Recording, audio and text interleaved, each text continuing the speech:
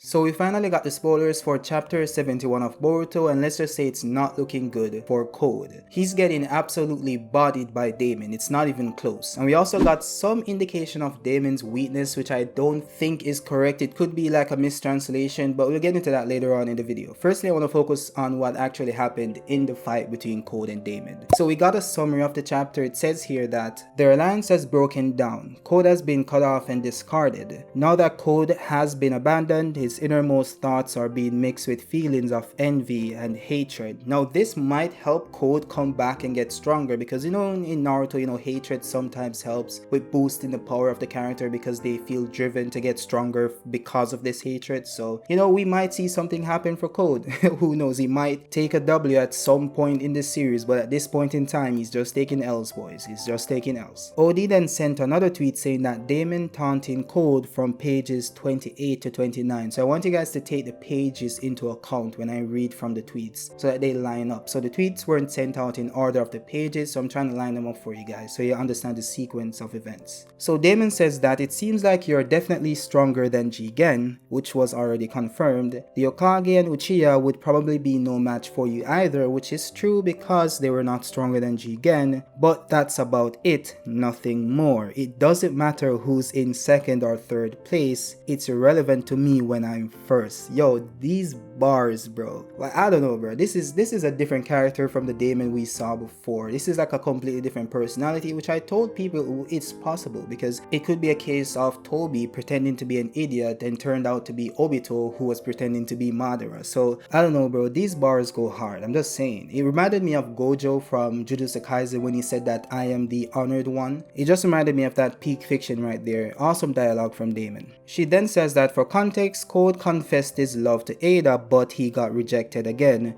Code declares that Eida only needs one knight. And now for this to make sense, Eida referred to Damon as her knight. So what Code is trying to do here is push out Damon by saying that she doesn't need Damon, he can be her knight, he's the only one she needs. Which I will say is kind of stupid of Code, because it's not like Damon is just a random knight, it's her literal brother as stated in the series. Now that might not be true, but we don't know that as yet. So for Code to come in and be like, okay cool, I just met you like 2 weeks ago or something, but yeah, let me push out your brother, I'm a better knight, let's pack him up and put him back into that pod shit, right?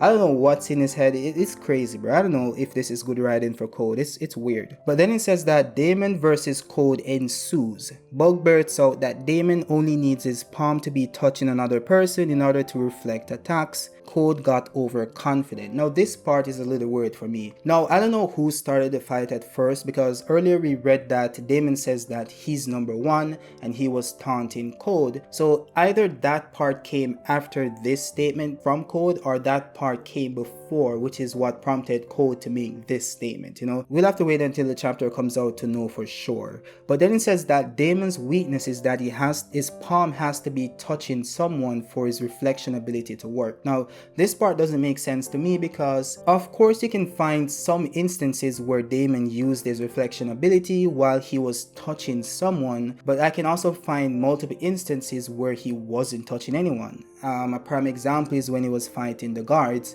and he was literally just walking and the attack was reflected. And then the second time was when he was standing over a bug and his hands were literally at his waist, but Code's claw marks were still reflected. So it doesn't really make sense. So either this was a mistranslation by OD, which is possible, or it's that Bug doesn't know what he's talking about, which I don't think it's the case, because he knows about the cyborgs, he was watching them. Or it could be that they retconned his ability, who knows. We'll just have to wait until the chapter comes out and we get the official translation to see what actually happened. Now then we get some actual panels that I'm not going to put up because of copyright strikes. So we actually see that Damon is actually bodying Code, like literally just bodying him, and not just using his reflection ability. We see him literally physically overpowering Code, just easily slamming him into the ground. And to get like a visual representation of what I'm trying to say here, just look back to the Ishiki fight when Ishiki slammed into Naruto's stomach while he was on the ground and the entire ground cracked up. Just visualize that, and that's exactly what Damon did to Code.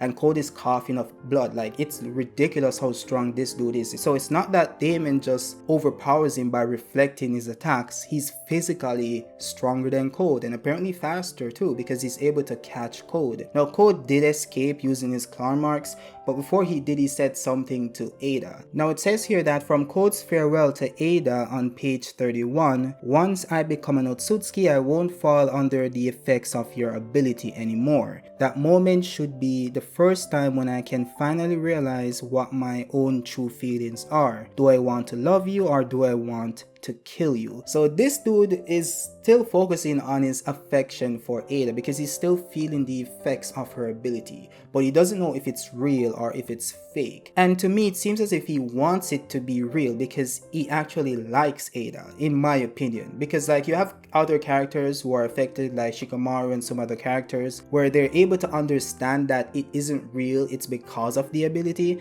And someone like Bug even understands this, but Code, he's still indifferent. It's because he is torn on either side, because he still believes that he's falling in love with Eida, because it's likely that he actually likes her outside of the ability itself. So I think that's a little interesting thing there. But it could be that he's affected differently and he's affected more, which is why he can't decide if it's the ability or because of his actual love, real love for Eida. But we'll see how that plays out when the chapter comes out. Then it says here that Amado talks to Eida from pages 37 plus, so 37 onwards, and he says that I'm the only one who could do an emergency shutdown on Kawaki because it's an exclusive command word. But Kawaki's stopping feature is nothing more than insurance for me. It's for the sake of protecting my position in the village. So it's confirmed that Amado does have a shutdown code for Kawaki, which would mean that he probably has one for Damon, Code, and Eida. Now, one reason why I find this weird is because Code was about to kill Amado if Eida didn't stop him. So why didn't he shut down Code? Was he prepared to die even though he had the ability to stop the attack? Or are you gonna tell me that he put a shutdown code on Kawaki, on Delta, and Kashin Koji, but didn't put one on Code or Eida and Damon?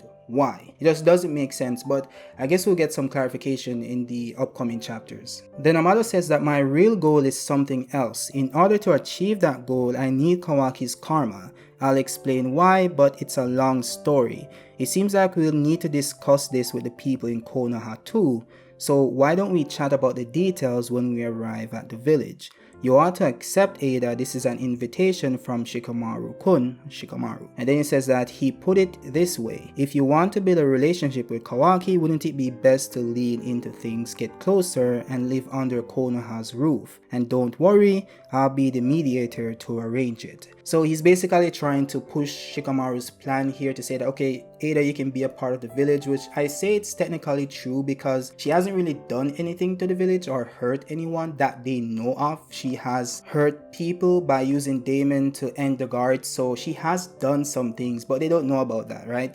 And it doesn't really matter in the grand scheme of things. I think most of them have blood on their hands, so I don't think even if they found out that would change anything, right? So I think it's a good plan to have her in the village. I don't know how that affects the story-wise, if they have the most powerful characters, the most broken characters that can literally no diff Code if he does show up, so that kind of releases the tension there. So I don't know how they're gonna play it. I still think Eida is gonna like F them over and do something big because she's actually a villain, so but we'll see how that plays out. Then it says that Code's rambling at the end of chapter 71, Nuisance, pages 40 to 41. It's Kawaki's fault, all of it. Everything happened because of him. I couldn't even stomach him from the very start. Why was he the legitimate vessel?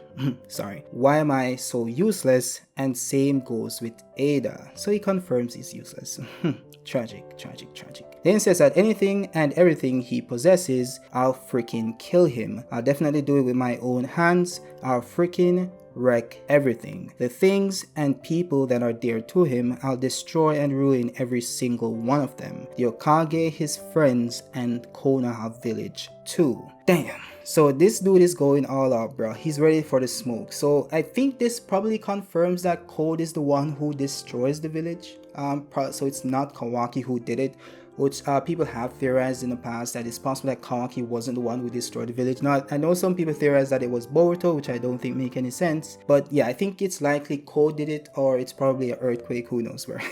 Probably a volcanic eruption. Who knows what caused that damage, bro? Anything's possible. But this is all for the spoilers here. We didn't get anything else, just for the panels that I'm not gonna show to avoid getting copyright strike. But yeah, it shows that Code is getting absolutely bodied, which is ridiculous.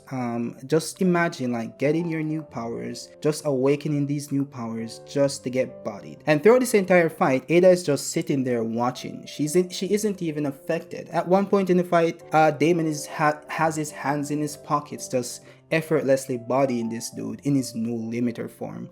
And when I said that, you know guys, Code might get bodied, people are on my ass. They're saying, yo, how can he get bodied after awakening his new form? How can that happen? It doesn't make sense story-wise. And I'm saying, bro, we've seen this happen multiple times. Madara got his Jubidara form, then got bodied by my guy, then got bodied by Naruto. Like, this shit has happened multiple times when people get a power-up. It's not a new thing. It has happened multiple times throughout the story. Now, what they do afterwards is what counts, which I'm leaning into with Code here. What he does now is what counts. So he might go get maybe power up. He says that he wants to become Otsutsuki, but we know that based on the time skip we saw, the time skip preview, Boruto and Kawaki are still alive. So obviously he didn't get to sacrifice either of them. So you could use that to say that Code didn't succeed in becoming an Otsutsuki. Or you could say that he did. One of them did die and they came back in a vessel. Who knows? Or maybe it's a scientific body. Anything can happen. But I think it's more likely that he didn't get it is Otsutsuki and Code is probably dead or whatever. I don't know. It's possible.